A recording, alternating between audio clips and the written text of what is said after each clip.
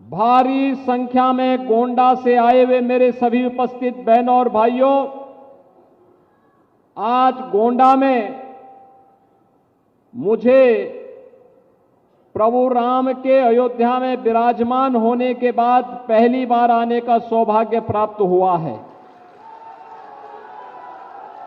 गोंडा तो अयोध्या से सटा हुआ जिला है और अयोध्या धाम के विकास का सर्वाधिक लाभ अगर किसी जनपद को प्राप्त हो रहा है, वह जनपद हमारा गोंडा ही है। इसके लिए मैं आपका भी अभिनंदन करता हूं। होली के पहले एक बार फिर से 1700 करोड़ रुपए की परियोजनाओं के साथ हमारे जनप्रतिनिधि आपके जनपद के, जिनकी मेहनत से, जिनके परिश्रम से ये सुविधा आपको प्राप्त हो रही है, इसकी भी मैं आप सबको बधाई देता हूं। आप सबके प्रति अपनी शुभकामनाएं देता हूं। बहनों और भाइयों, आज हमारा देश बदल चुका है। एक नए भारत में हम रह रहे हैं। एक ऐसा भारत जिसने दुनिया में भारत के 140 करोड़ लोगों के सम्मान को बढ़ाया है, उनके गौरव को बढ़ाया है, तो देश के अंदर सुरक्षा का बेहतर माहौल भी दिया है। आतंकवाद, नक्सलवाद सब समाप्त। अब देश सुरक्षा की नहीं बल्कि समृद्धि की एक नित नए प्रतिमान को गढ़ता हुआ आगे बढ़ रहा है। आजादी के अमृत महोत्सव में भारत ने 5वीं बड़ी अर्थव्यवस्था के रूप में दुनिया में अपना स्थान बनाया है। और आज मैं आह्वान करने के लिए आया हूं कि मोदी जी को तीसरा कार्यकाल दीजिए। भारत मोदी जी के नेतृत्व में तीसरी बड़ी अर्थव्यवस्था बनेगा और दुनिया के सिरमौर बनकर के नेतृत्वकर्ता के रूप में स्थापित होगा। बहनों और भाइयों, इसीलिए तो प्रधानमंत्री जी कहते हैं कि हमारा एक ही संकल्प होना चाहिए। क्या होना चाहिए?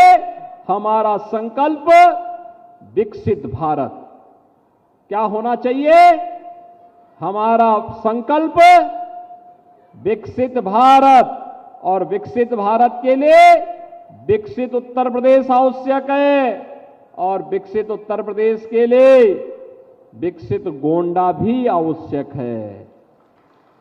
और विकसित गोंडा के लिए ही यहां की सड़कों को 4 लेन के साथ जोड़ने की कार्रवाई आगे बढ़ रही है। विकसित भारत के लिए ही गोंडा में मेडिकल कॉलेज दिया गया है। विकसित भारत के लिए ही ये 1700 करोड़ रुपए की परियोजनाएं यहां पर आई हैं।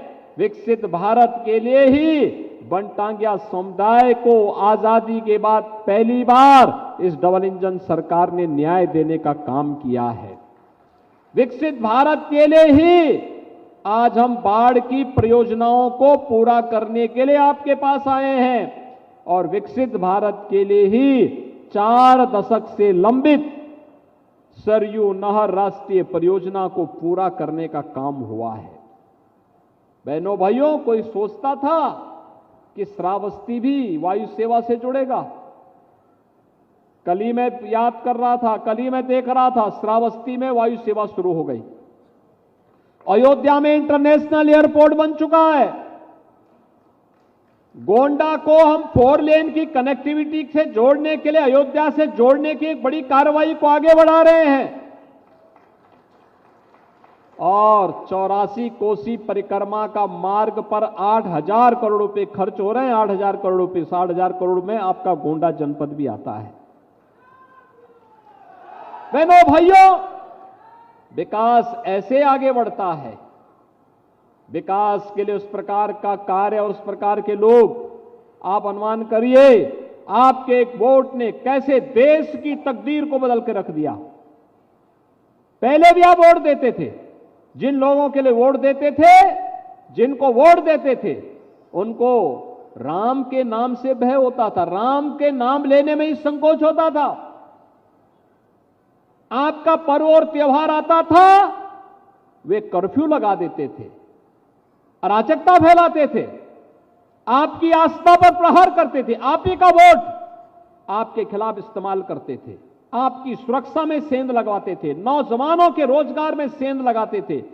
किसानों की खुशहाली को रौंदने का कार्य करते थे, व्यापारियों के यहां डकैती डलवाते थे। लेकिन आज बेटी और व्यापारी सुरक्षित हुआ है। आज डबल इंजन की सरकार है तो आपकी आस्था को भी सम्मान है। डबल इंजन की सरकार है, नौजवानों के लिए नौकरी की व्यवस्था। इससे पहले, मैं गोंडा में आने के पहले लगभग 100 नौजवानों को डिप्टी एसपी और डिप्टी कलेक्टर का नियुक्ति पत्र वितरण करके लखनऊ से आया हूं। ये उत्तर प्रदेश के नौजवान आज उत्तर प्रदेश के अंदर अलग अलग जनपदों के नियुक्ति प्राप्त कर रहे हैं, उत्तर प्रदेश की बेहतरीन सेवा में जा रहे हैं, अग्रणी सेवा में जा रहे हैं। इसलिए जा रहे हैं क्योंकि सरकार संवेदनशील तरीके से उनके विकास के लिए कार्य कर रही है। और आज जब हम यहां पर आए हैं, आजादी के अमृत महोत्सव में प्रधानमंत्री मोदी जी ने हर भारतवासी को जोड़ा था, हर घर तिरंगा के माध्यम से। और 1857 के महान क्रांतिकारी, महान स्वतंत्रता संग्राम सेनानी, महान योद्धा देवी बख्श सिंह जी ने गोंडा में मोर्चा संभाला था। आज यहां के मेडिकल कॉलेज का नामकरण हम महाराजा देवी बख्श सिंह जी के नाम पर ही करने की घोषणा भी कर रहे हैं। भाइयों बहनों, मेडिकल कॉलेज में उनकी प्रतिमा लगेगी। 1857 का उनका इतिहास लिखा जाएगा और उनके इतिहास के साथ आने वाली पीढ़ी के लिए एक नई प्रेरणा भी होगी। आजादी के बंदों को, भारत माता की सही सेवा करने वालों को यह भारत इसी प्रकार से सम्मान देगा। किसी के नाम पे मेडिकल कॉलेज होगा, किसी के नाम पर इंजीनियरिंग कॉलेज होगा, किसी के नाम पर पॉलिटेक्निक होगा, किसी के नाम पर कॉलेजेस के नाम होंगे, किन्हीं के नाम पर हाईवे और एक्सप्रेस वे के नाम होंगे। और उन्हें सम्मानित करके आने वाली पीढ़ी बार बार बार बार प्रेरणा प्राप्त करती रहेगी। और आज मुझे गोंडा में आकर के इन सब चीजों से बहुत प्रसन्नता हुई। बहनों और भाइयों, 2017 के पहले गोंडा की स्थिति क्या थी? गोंडा जब स्वच्छता का सर्वे आया था 2017 में, वह 15-16 का था। सबसे गंदा शहर गोंडा था। तब मैंने प्रतीक भूषण को कहा था, मैंने कहा विधायक बने हो, जनता जनार्दन ने आशीर्वाद दिया है, गोंडा को स्वच्छ शहर के रूप में स्थापित करो। और इन्होंने उस समय प्रयास प्रारंभ किया। आज गोंडा साफ दिखाई देता है। और मैं कहूंगा हमें अपने जीवन का हिस्सा बनना चाहिए। मैं यहां के जनप्रतिनिधियों का अभिनंदन करूंगा। जब भी आते हैं गोंडा के विकास के बारे में बात करने के लिए आते हैं। मैं बल्कि कभी कभी झिड़कता हूं, यार कि तुम हमेशा विकास के बारे में बात करते हो। कहते हैं साहब जनता ने इसी के लिए चुना, इसीलिए आए हैं। और मुझ पे तो ये लोग ऐसे मानते हैं जैसे घर का व्यक्ति हो तो झगड़ा भी करते हैं। कहते नहीं, हमें तो चाहिए ये कार्य, जितना विकास। और मैं फिर आज आपको कहने के लिए आया हूं, गोंडा में और देवीपाटन कमिश्नरी में विकास के कार्यों की कमी नहीं होने दी जाएगी। विकास के लिए पैसे की भी कमी नहीं होने दी जाएगी। जितना विकास की बात करोगे, जो भी यहां के विकास के बारे में कहोगे, जिस प्रकार की कनेक्टिविटी की बात करोगे, जिस प्रकार के कार्यों को जो युवाओं के लिए, किसानों के लिए, महिलाओं के लिए, व्यापारियों के लिए, समाज के अति दबे हुए कुचले हुए लोगों के उत्थान के लिए, सीमा की सुरक्षा के लिए और यहां की बेहतरीन कनेक्टिविटी के लिए जितना भी कार्य हो पाएगा वह कम होगा।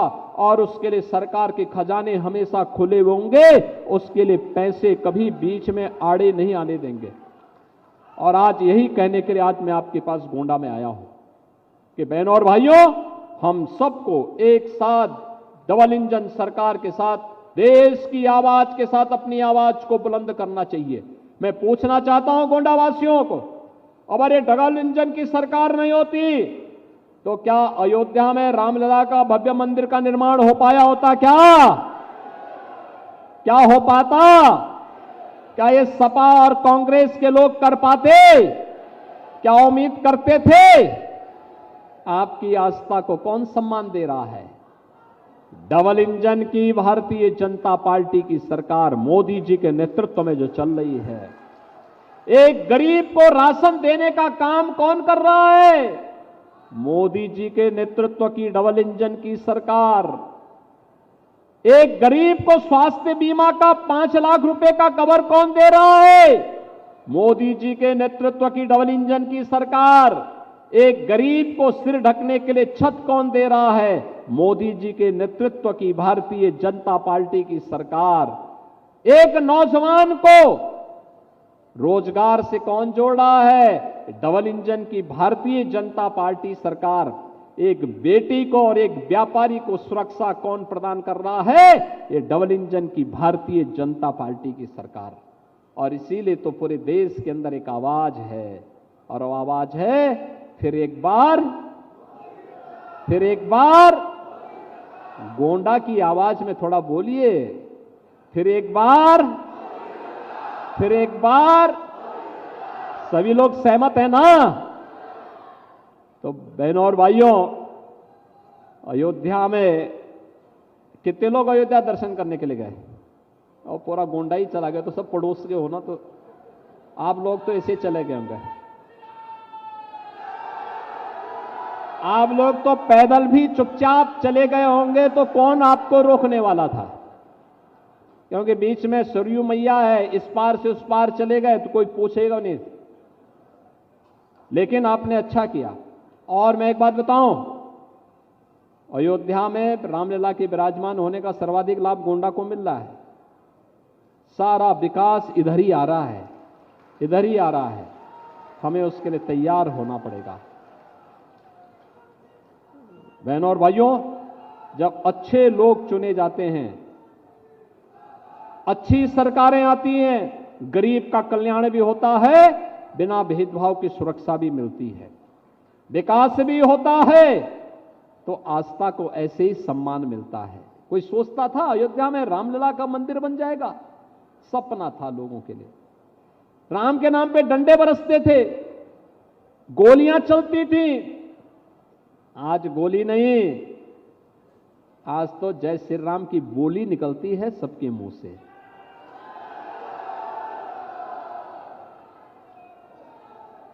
आज उत्तर प्रदेश में राम भक्तों पर गोली नहीं बल्कि पुष्प वर्षा हो रही है, पुष्प वर्षा। 22 जनवरी को आपने देखा होगा ना, अयोध्या में जब आदरणीय प्रधानमंत्री जी रामलला विराजमान के कार्यक्रम में भव्य कार्यक्रम को आगे बढ़ा रहे थे और 5 सदी के इंतजार को समाप्त कर रहे थे, तब आसमान से पुष्प वर्षा का कार्यक्रम भी हेलीकॉप्टर के माध्यम से हो रहा था ना। आज तो अयोध्या की पहचान दीपोत्सव और रामोत्सव से हो गई है। आज भव्य और दिव्य और नव्य अयोध्या के दर्शन हमें देखने को मिल रहे हैं। हमारी पीढ़ी धन्य हो गई है। जो 500 वर्षों से हमारे पूर्वजों का एक संकल्प था, वह संकल्प पूरा हुआ है। अयोध्या में प्रभु राम फिर से विराजमान हुए हैं। इससे बड़ी बात हम सब भारतवासियों के लिए, उत्तर प्रदेश वासियों और गोंडा वासियों के लिए दूसरी नहीं हो सकती है। इन सब के लिए भी मैं आपका अभिनंदन करता हूं। इन 1700 करोड़ रुपए की परियोजनाओं के लिए आपको बधाई देता हूं। इनमें सड़क की योजनाएं भी है, बाढ़ बचाव की भी है, स्वास्थ्य की भी है, पशु चिकित्सा से भी जुड़ी हुई है। यहां पर अन्य तमाम विकास से जुड़ी हुई योजनाएं भी हैं, हर घर नल से जुड़ी हुई योजना भी है। इन सब की मैं आपको बधाई देता हूं और विश्वास व्यक्त करता हूं कि देश की आवाज के साथ गोंडा की आवाज भी फिर एक बार मोदी सरकार के संकल्प के साथ आगे बढ़ेगी। इस विश्वास के साथ आप सबके प्रति मैं होली की मंगलमय शुभकामनाएं आपको देते हुए अपनी वाणी को देता हूं विराम। जय जय श्री राम।